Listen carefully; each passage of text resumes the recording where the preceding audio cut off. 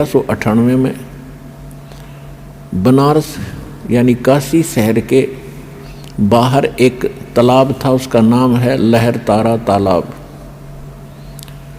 उसके अंदर कमल के फूल के ऊपर आकर विराजमान हुए एक नवजात शिशु का रूप धारण किया। वहाँ से एक नीरू नीमा नाम के जुलाहा दंपत्ति थे, उनका कोई संतान नहीं थी। वो प्रतिदिन स्नान के लिए वहाँ जाया करते थे। जून का महीना था, पूर्णमासी का दिन, सुबह ब्रह्म मुहूर्त में वहाँ जब वो स्नान करने के लिए गए तो परमात्मा को वहाँ कमल के फूल पर एक बालक के रूप में उन्होंने प्राप्त किया, घर ले आए। परमात्मा ने 25 दिन तक कुछ भी आहार नहीं किया। माता पिता जो मुंह बोले माता पिता थे, यानी कृत्रिम परिवार था उनका, वो चिंतित हुए। फिर परमेश्वर की कृपा हुई, उनको प्रेरणा हुई और एक कुंवारी गाय लाई गई। कुंवारी गाय ने दूध दिया। उस कुंवारी गाय का दूध परमात्मा पिया करते थे बालक रूप में। ऋग्वेद मंडल नंबर 9 सूक्त नंबर 1 मंत्र 9 में यह प्रमाण है कि परमात्मा जब शिशु रूप धारण करके एक लीला करने आते हैं, उस समय उनकी परवरिश की लीला कुंवारी गायों के द्वारा होती है। और कबीर सागर के अंदर, ज्ञान सागर में ये प्रमाणित है कि परमात्मा 25 दिन तक कुछ आहार किया नहीं और तब उनको कुंवारी गाय उनके सामने लाई गई। कुंवारी गाय ने दूध दिया, उस दूध को परमात्मा पिया करते थे। एक तो ये सिद्ध होता जा रहा है कि हु इज गॉड, परमात्मा है कौन। जो वेदों को हम सत्य मानते हैं, वेद परमात्मा की महिमा से युक्त हैं, परमात्मा के गुणगान ही वेदों के अंदर लिखा गया है, भगवान का विधान बताया गया है। परमात्मा कैसी लीला करता है, कैसा है, कहाँ रहता है, उसके मिलने की विधि क्या है, यह हमारे सदग्रंथों में प्रमाणित है, विद्यमान है। तो उन्हीं सदग्रंथों से आज ये निष्कर्ष निकल रहा है, ये सच सामने आ रही है कि परमात्मा साकार है। इन वेदों के पढ़ने वाले आज तक हमें निराकार बताया करते थे। तेन खाक पढ़ा वेद, अपना जीवन नाश किया प्रभुता के भूखों ने या माया के पुजारियों ने, और हमारे पूर्वजों को डबो दिया, भूत बनवा दिए, पशु बनवा दिए, गलत साधना करवा के। वो भोले भाले थे। ये संस्कृत के बोलने वाले गुरु गणे चतुर दिखाई देते थे। उन्होंने सोच लिया था कि बड़े विद्वान हैं, संस्कृत भाषा बहुत जानते हैं, सदग्रंथों को ठीक से जाना होगा, समझा होगा, लेकिन उनको कै ख भी पता नहीं था उन हमारे धर्म गुरुओं को, हमारे सदग्रंथों का, और ना उनका कोई अपना अनुभव था, जिस कारण से इन्होंने सारा ज्ञान उलट बता दिया। उस ज्ञान को सीधा करने में हमें कितना संघर्ष करना पड़ रहा है। 120 वर्ष परमात्मा रह गए, चले गए, किसी ने नहीं सुना वो क्या कहा करते थे। वो 600 वर्ष पहले बताया करते थे कि 3 देव की जो करते भक्ति, उनकी कदे ना हो मुक्ति। और इसी बात का इतना भयंकर विरोध करवा दिया था धर्म गुरुओं ने।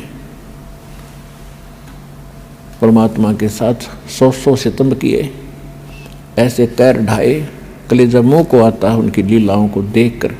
वो हमारे लिए भटक रहे थे, हम उनके पीछे पड़ गए। तू जुलाहा है, तू धारणक है, क्या जाने भगवान के बारे में, तेने क्या पता सदग्रंथों का। जो परमात्मा ने 600 वर्ष पहले वो ज्ञान दिया था, वो लिपिबद्ध कर दिया गया आदरणीय धर्मदास साहिब जी के द्वारा। और आज वो ज्ञान जो भगवान बताया करते थे, आज हमारे सदग्रंथों में ज्यों का तो मिला। तो इससे सिद्ध है कि जो हमारे धर्म गुरु थे वो हमारे सिलेबस से, हमारे दातुम ग्रंथों से अपरिचित थे, बिल्कुल महामूर्ख थे। जो टीचर अपने सिलेबस से परिचित नहीं है तो टीचर नहीं, वो तो महामूर्ख व्यक्ति है, विद्यार्थियों का नाशक है। तो कहने का भाव ये है कि जब परमात्मा 5 वर्ष के हुए, 5 वर्ष की आयु में 104 वर्ष के आयु के एक विद्वान पंडित ब्राह्मण स्वामी रामानंद जी को परमात्मा ने ज्ञान के अंदर पराजित कर दिया।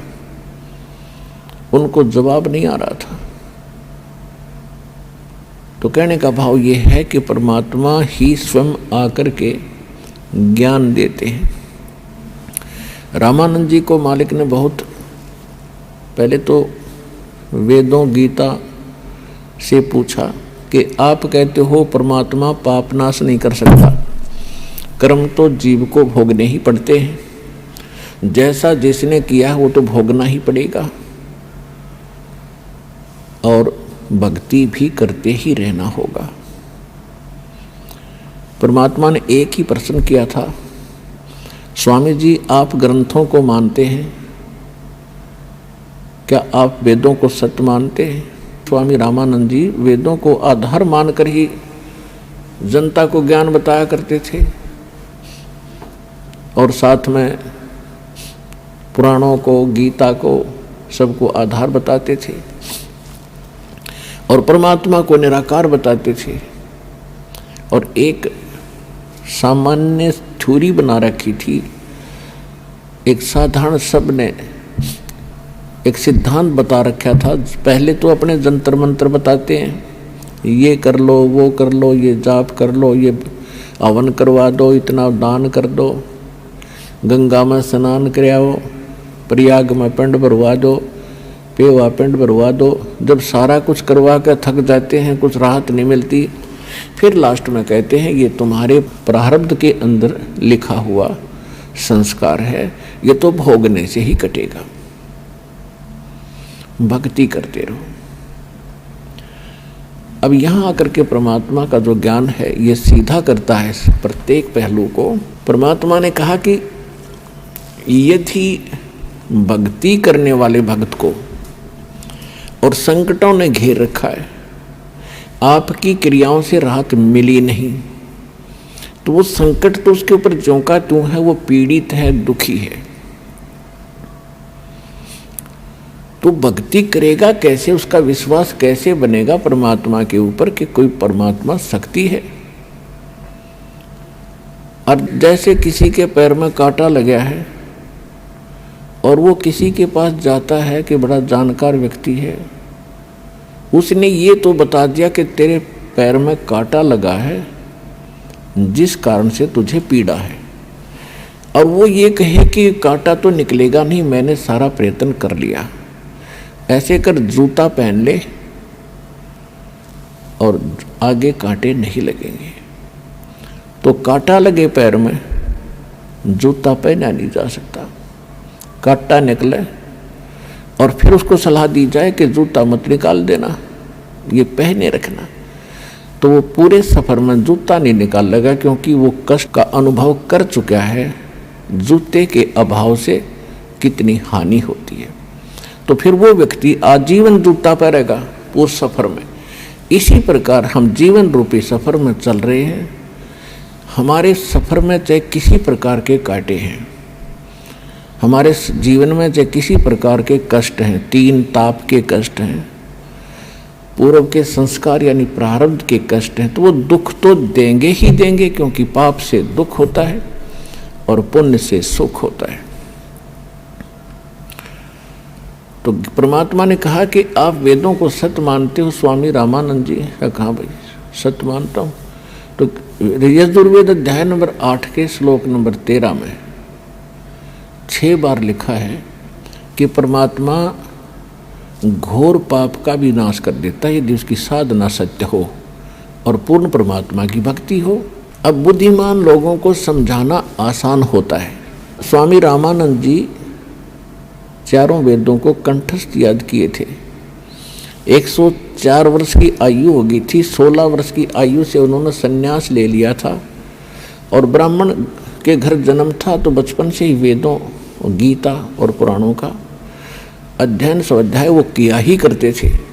उनको कंठस्थ याद था कि यजुर्वेद अध्याय नंबर 8 के मंत्र नंबर 13 में ऐसा ही लिखा है। तो ऐसे गर्दन हिला रहे थे स्वामी जी।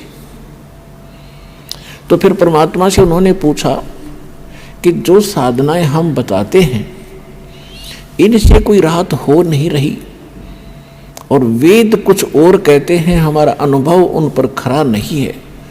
इसका कारण क्या है? तो परमात्मा ने कहा, आपका इष्ट देव कौन है? परमेश्वर कबीर जी ने पूछा कि आपका पूज्य देव कौन है?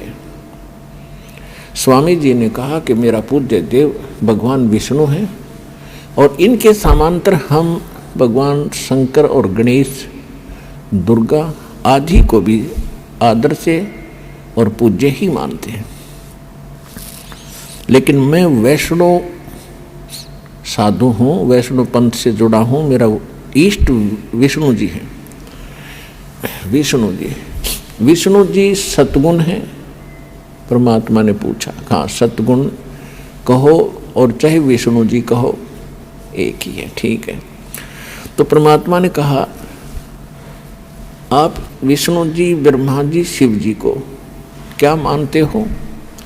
स्वामी जी ने कहा कि ब्रह्मा जी की जन्म मृत्यु होता है, इनकी आयु 100 वर्ष की है, ये फिर पुनः जन्म ले लेते हैं, तुरंत उसी रूप में आ जाते, जैसा उनको अज्ञान पढ़ा रखा था, सुन रखा था।